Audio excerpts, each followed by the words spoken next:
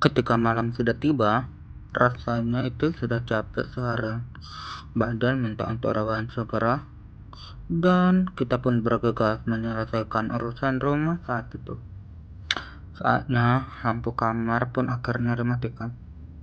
Ketika badan direbahkan di kasur, kepala sudah nempel di bantal, mata sudah ditutup serapat mungkin, tapi bagian dalam bukannya tenang, melainkan ribut seperti suasana pasar.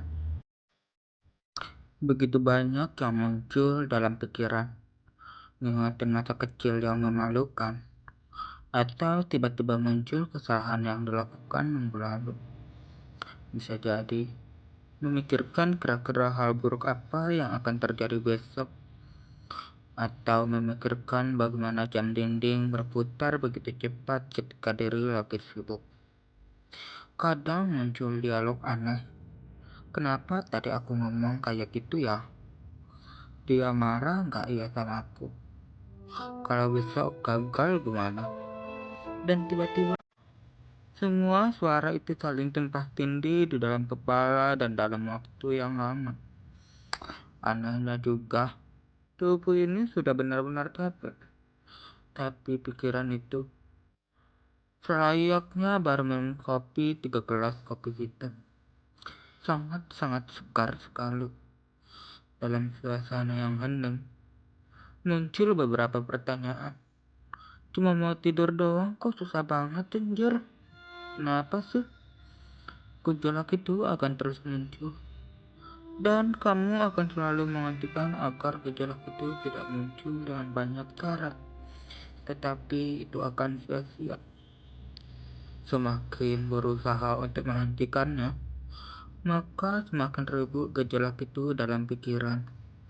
Dalam ributnya pikiran di saat keinginan kita untuk istirahat, ada mungkin kegiatan yang selalu kita lakukan agar setidaknya gejolak itu reda pelan-pelan, yakni dengan scroll TikTok, Instagram, menonton film atau drama, atau bahkan bermain game. Itu hanyalah solusi yang sesaat. Ketika kita sudah menghentikan kegiatan itu, pikiran kita akan kembali penuh gejolak. Makin capek ya? Ya pastilah. Udah capek dengan kegiatan fisik, semakin capek karena pikiran yang entah berantak kemana ini. Karena sudah banyak cara yang dilakukan, akhirnya memilih untuk menyerah. Benar bukan? Mulai berdialog pada diri sendiri, mulai menyerah pada diri sendiri. Kalau mau ribut, silakan saja ribut. Aku akan temanan sampai kamu capek.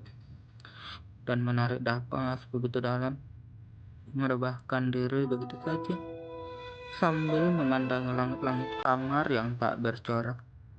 Dan perlahan, pikiran itu enggak lagi terasa seperti badai. Gejolak itu pelan-pelan mereda, sampai akhirnya dia pun hilang. Dan akhirnya juga badan itu tertidur lelap karena otak sudah berhenti bekerja. Otak berhenti bekerja karena tidak dilawan. Membiarkan otak capek sendiri dengan masalahnya, bukan dengan masalah kita. By the way, apakah masalah kita termasuk masalah pikiran kita? Jadi kalau malam ini kamu tidak bisa tidur dengan tepat waktu, gadang, matamu lelah, dan kepalamu ribut, udah, biarin aja. Jangan dilawan.